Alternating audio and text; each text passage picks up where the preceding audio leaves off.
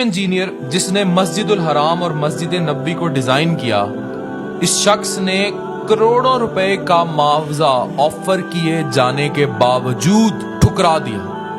یہ وہ شخص تھا جس کو سعودی عرب کے بڑے بڑے شیخ، بڑے بڑے امیر کئی اربوں ڈالر کی تنخواہ آفر کیا کرتے تھے، معاوضہ آفر کیا کرتے تھے، کیونکہ یہ شخص انتہائی قابل آرکیٹیکٹ اور انجینئر تھا۔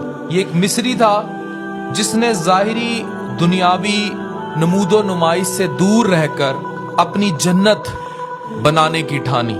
یاد رکھیں یہ مصر کی تاریخ کا سب سے کم عمر شخص تھا جس نے ہائی اسکول سرٹیفکیٹ حاصل کیا، پھر رائل کالج آف انجینئرنگ سے، جو رائل کالج تھا ان کا، اس سے سب سے کم عمر طالب علم جس نے گریجویشن کی ڈگری لی، پھر یورپ میں اسلامک آرکیٹیکٹ میں اس نے 3 ڈگریاں حاصل کی۔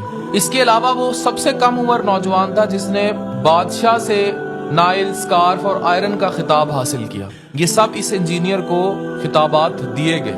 یاد رکھیں کہ اس کو شاہ فہد اور ایک اور کمپنی نے بار بار اصرار کے باوجود انجینئرنگ ڈیزائن اور آرکیٹیکچرل انجینئرنگ کے لیے کئی لاکھ ڈالر، جو کہ بعد میں نوازشات کی ٹرم میں کئی اربوں میں کنورٹ ہوئے، دینے کی کوشش کی، مگر اس نے وہ قبول نہ کیا۔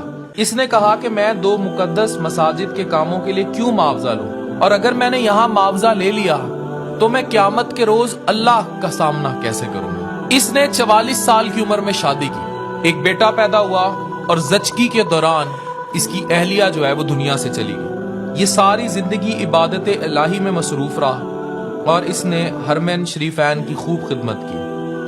اب آپ کو اس کی زندگی کا ایک ایسا واقعہ سناؤں گا جو حیران کن ہے۔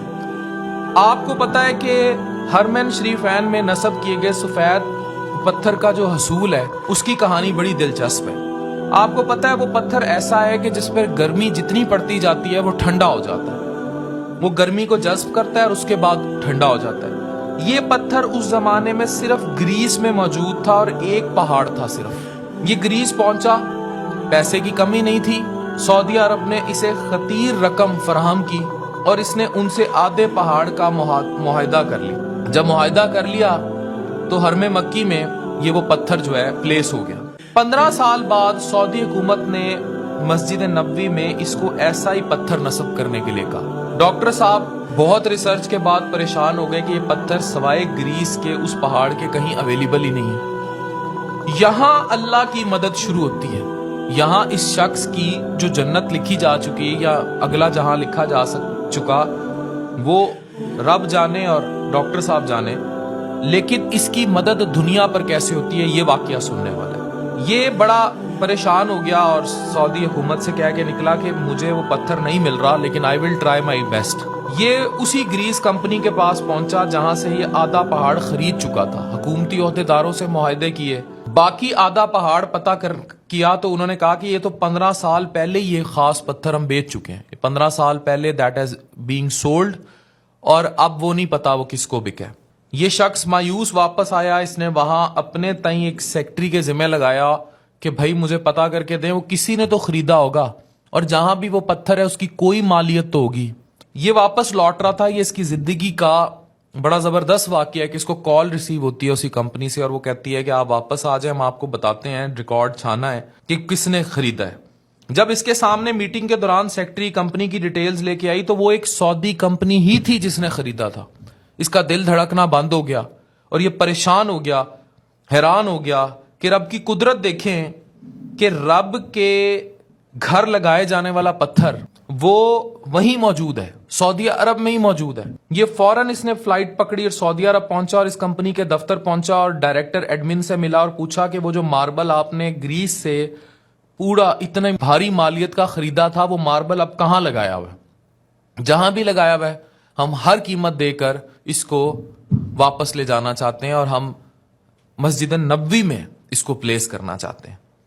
تو جیسے ہی اس نے کمپنی کے مالک کو، جو کہ خود ایک ارب پتی شیخ تھا، یہ بات بتائی، اس نے فوراً بغیر کوئی معاوضہ لیے وہ پتھر دینے کا وعدہ کر لیا، اور حیران کن بات یہ ہے کہ اس نے وہ پتھر 15 سال سے کہیں استعمال نہیں کیا تھا۔ اسے اس پتھر کی یہ والی خصوصیت نہیں معلوم تھی، اور وہ پتھر کو لے آیا اور اس کے بعد اس نے مسجد نبوی میں پلیس کیا۔ اب یہ دیکھیں کہ عظیم انجینئر کی تصویر دوبارہ دیکھیں، جس نے مسجد الحرام اور مسجد نبوی کو ڈیزائن کیا، کوئی معاوضہ نہیں لیا، اور اس کے مقاصد عظیم تھے، راستے کٹھن تھے، اور اللہ نے اس کی کس طرح مدد کی کہ وہ پتھر جو گرمی جذب کر کے ٹھنڈا ہوتا تھا اس کو یہ مسجد نبوی میں بھی لے آیا۔ بہت لمبی عمر پائی انجینئر صاحب نے، اور ہم سب کے لیے ایک بہت بڑا سبق چھوڑ گئے۔ یہ یاد رکھیں کہ ایک دنیا وہ ہے جو ہماری آنکھ دیکھتی ہے، ایک دنیا وہ ہے جو ہماری آنکھ نہیں دیکھ رہی، اور وہ دنیا اللہ کی دنیا ہے، اور وہ دنیا اس دنیا پر بھی موجود ہے اور دوسرے جہاں پر تو ہے ہی۔ تو یہ یاد رکھیں کہ جب آپ اللہ کی راہ میں نکلتے ہیں، now he is very famous engineer, you may search it anywhere, he is one of the most famous persons in the history of Islamic architect. آپ لکھیں ہو is doctor Kamal Ismail, engineer محمد کمال اسماعیل۔ اب یہ دیکھیں کہ اس کے بارے میں internet کیا کہتا ہے کہ when the king office requested from me to cover the premises of the prophet's mosque, I got very scared. میں پریشان ہو گیا because there is nowhere on earth to get this type of marble again to cover such a wide space except in a small area in Greece. اور میں نے اس سے already آدھا پہاڑ خرید لیا تھا۔ تو یہ سٹوری موجود ہے، آپ اس کو ویریفائی بھی کر سکتے ہیں، پڑھ بھی سکتے ہیں، یہ ساری ڈیٹیلز میرے ایڈیٹرز نے لگا دی ہیں۔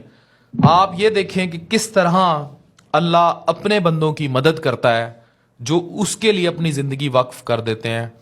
اس شخص کے پاس درجنوں اعزازات ہیں، یہ نہیں چاہتا تھا دنیا اس کو دیکھے، یہ صرف حرم کی خدمت چاہتا تھا، اس نے وہ خدمت بھی کی، اللہ نے اس کی خدمت کو امر کرنے کے لیے اس کی مدد بھی کی۔